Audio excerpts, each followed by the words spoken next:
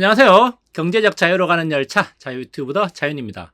자, 요즘에 환율이 많이 떨어졌습니다. 계속 떨어지고 있는데요. 한 달 전만 해도 1,400원대에서 1,500원을 생각해야 되는 그런 수준이었던 것 같은데 이제는 1,400원도 딴 세상 이야기가 됐다는 말이 나올 정도입니다. 자, 그런데 지금 환율이 많이 떨어진 것 같지만 환율이 더 떨어질 수도 있다는 전망이 계속 나오고 있는데요. 그렇다면 어떤 면에서 환율이 더 떨어질 여지가 있는가?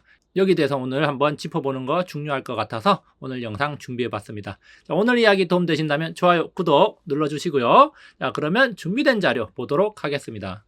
자, 고공행진하면서 1,500원을 위협했던 게 엊그제 같은데 정말 격세지감이 느껴집니다. 지금 환율 1,400원을 하향 이탈해서 1,300원대가 굳어지는 그런 모습인데요. 자, 관세 폭탄에 환율이 폭등을 했다가 지금은 말 그대로 수직 낙하 수준으로 떨어졌습니다. 정말 한 달 만에 분위기가 완전히 바뀌었다는 거죠.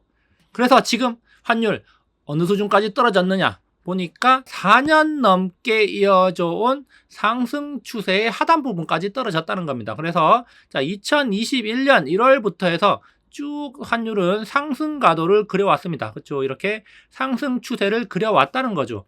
자, 이렇게 상승 추세를 그려오면서 가끔은 이렇게 오버슈팅 했다가 떨어지고 추세선에서 올라가고 추세선을 따라서 이렇게 등락을 반복하면서 계속 올라왔다는 겁니다. 자, 그런데 지금 다시 이 추세선에 맞닿았다는 거죠. 자, 이렇게 추세선에 맞닿았을 때는 이제 방향을 결정하게 됩니다. 자, 앞으로 다시 상승으로 갈 것이냐 아니면은 이 추세선을 뚫고 내려와서 이렇게 하단으로 갈 것이냐 이제 결정해야 될 시간이 거의 다가왔는데요. 제가 지금 보여드리는 차트는 환율 주봉 차트이기 때문에 시간상으로는 당장 내일이나 다음 주가 아닐 수도 있습니다. 지금 보면은 이 추세선까지 약간의 갭이 있기 때문에 아마도 2, 3주 내로 다시 말해서 6월 초쯤에는 방향이 결정될 것 같다는 건데 1375원, 1370원대까지 가면 결정의 순간이 올 수가 있다는 거죠. 자, 그렇다면 이제 우리가 여기서 생각해야 될 게 과연 위로 갈 것인가 아니면은 환율이 다시 밑으로 떨어질 것인가 이것을 생각해 봐야 되는데 지금 글로벌 경제 특히 미국을 중심으로 돌아가는 세계 경제 상황을 볼 때 떨어질 가능성이 더 높아 보인다는 겁니다. 자, 그러면은 어떤 이유에서 환율이 떨어질 가능성이 높을까? 여기에 대해서 한번 체크를 해 보겠는데요. 자, 환율 더 내려갈 만한 이유가 있나? 다시 말해서 원화 강세 요소가 있냐? 그것을 한번 체크를 해 봐야겠는데 우리나라뿐만 아니라 미국과 교역을 하는 주요 국가들의 중요한 이슈라고 할 수 있습니다. 자, 그래서 보면은 미국이 관세를 유예하고 나서 무역 협상이 진행되고 있는데 자, 미국은 이 무역 협상 과정에서 달러 약세를 원하고 있다는 점 우리가 주목할 필요가 있습니다. 일본이 거의 아시아의 대표격으로 미국과 무역 협상에 나서고 있는데 환율과 관세 이중 협상에 돌입을 했다고 합니다. 그래서 이 환율이 굉장히 중요한 요소로 부각이 되고 있는데 자, 일본 재무상이 양자회담을 갖고 환율 문제를 중심으로 의견을 교환할 계획이라고 밝혔다는 거죠. 자, 그러면서 이제 일각에서는 제2의 플라자 합의 우려가 나오고 있다.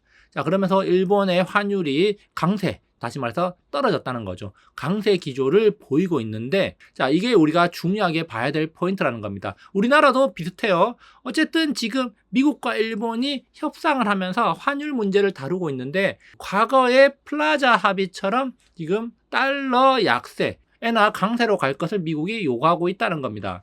자, 이렇게 가는 이유 자, 궁극적으로는 중국을 발라먹기 위한 의도가 아닐까 이렇게 생각할 수 있는데 자, 그 부분에 대해서는 예전에 2019년 1차 미중 무역 분쟁 때 제가 한번 다룬 바 있고요. 이 부분에 대해서는 다시 한번 제가 나중에 다뤄보도록 하겠습니다. 어쨌든 궁극적으로는 중국을 발라먹기 위해서 자, 우리나라와 일본 등 주요 교역국들은 환율을 강세로 가져갈 수밖에 없다. 달러 약세를 만들어줄 수밖에 없다. 자, 이렇게 우리가 생각해야 되는데 그게 바로 지금 트럼프 행정부가 원하는 거란 거죠.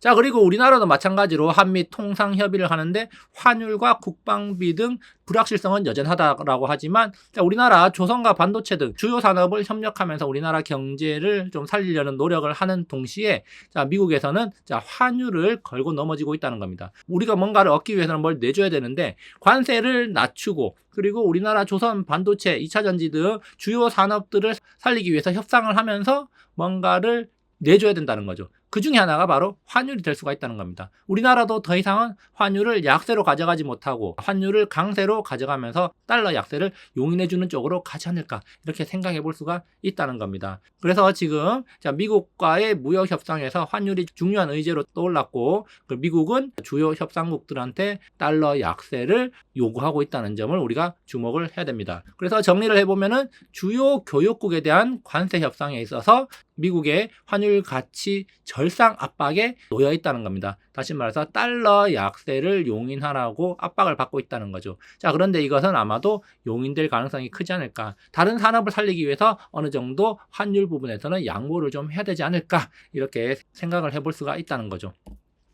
자, 그리고 또 한 가지 미국 내부의 상황을 본다면은 달러 약세 기조로 흘러가고 있다는 점을 우리가 주목을 할 필요가 있습니다. 최근에 뱅크 오브 아메리카에서 미국의 어떤 경제 상황과 환율의 동향에 대한 이야기를 하면서 달러 약세 기조로 흘러가고 있다고 진단을 내렸는데요. 그 근거로는 미국의 경상수지가 악화되고 있고 해외 투자 유입 감소 및 달러 수요가 감소하고 있다. 자, 그리고 기관 투자자들이 미국 자산을 축소하고 달러화 노출을 감소시키고 있다는 거죠. 다시 말해서 달러화에 대한 수요가 지속적으로 줄어들고 있다는 겁니다. 자, 그리고 현재 트럼프 정부의 재정적 불확실성, 재정 적자 증가 및 국채 발행 증가 등 불확실성이 존재하기 때문에 달러화가 장기적으로 약세 기조로 갈 가능성이 높고, 트럼프 행정부는 낮은 금리 그리고 약달러를 선호하는 편향이 있기 때문에 달러 가치 하락에 압력이 증가하고 있다는 겁니다. 뱅크 오브 아메리카에서 이렇게 이야기를 했지만 월가의 다른 분석가들도 이런 이야기를 많이 하고 있다는 점에서 달러가 약세 기조로 흘러가려는 그런 움직임을 보이고 있다고 우리가 생각을 해볼 수가 있다는 겁니다. 자, 그리고 또 한 가지 최근에 국채 시장의 동향을 보면은 미국 국채에 대한 수요가 감소하고 있다는 점도 우리가 주목해 볼 필요가 있습니다. 그리고 이런 미 국채에 대한 해외 투자자들의 수요 감소로 인해서 패드가 결국 국채를 사들일 거라는 전망이 나오고 있는데요. 소시에테 제네랄에서는 미국 국채에 대한 해외 투자자의 수요 감소가 나타나고 있고 결국에는 패드가 최후의 대출자 역할을 하게 될 것이다. 이 최후의 대출자라는 것은 팔리지 않은 국채를 결국에는 패드가 인수를 하게 될 거라는 겁니다. 재정은 적자가 나고 지출은 많이 해야 되는데 국채를 발행해가지고 그것들을 메꿔야 되는데 국채를 받아줄 수요처가 없기 때문에 결국에는 패드가 그것을 대신해 줄 거라는 거죠. 자, 그래서 이런 패드의 움직임은 달러 약세를 부추길 것이다. 결국에는 통화량 증가로 이어질 것이고 패드가 이렇게 국채를 매입을 하면서 달러 약세 기조로 흘러갈 거라는 겁니다. 그래서 지금 보면은 미국채 10년물 금리 4.5 라인에 제가 이렇게 빨간색으로 줄을 그어놨는데 최근에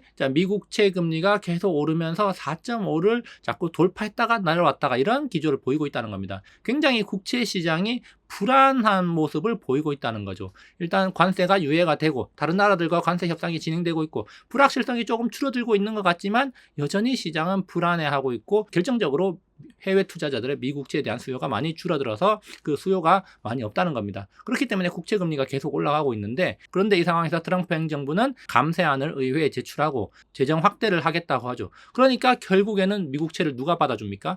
패드가 받아줄 수밖에 없다는 겁니다. 자, 이런 일련의 상황들이 달러 약세를 부추길 것이고 그리고 달러화는 약세로 가고 엔화, 유로화 등 다른 통화들은 강세 기조로 갈 거라는 게 일반적인 견해라는 거죠. 사실 달러화, 달러 인덱스에 원화 지분은 없습니다.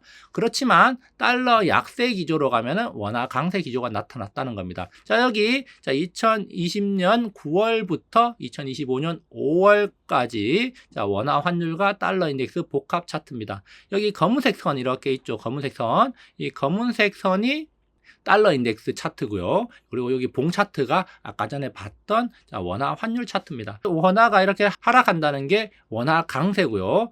검은색 선이 떨어지는 것은 달러와 약세입니다.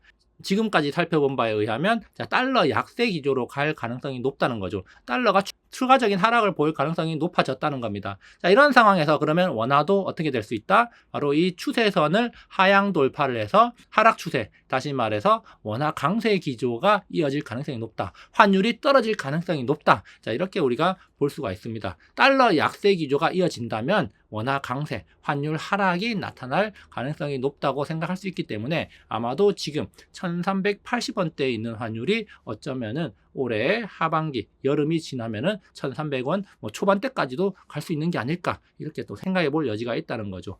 자, 그래서 지금 현재 환율과 관련된 이야기 오늘 한번 해봤고요. 오늘 이야기 도움되셨다면 좋아요, 구독 눌러주시기 바랍니다. 다음에도 유익한 영상으로 찾아오도록 하겠습니다. 감사합니다.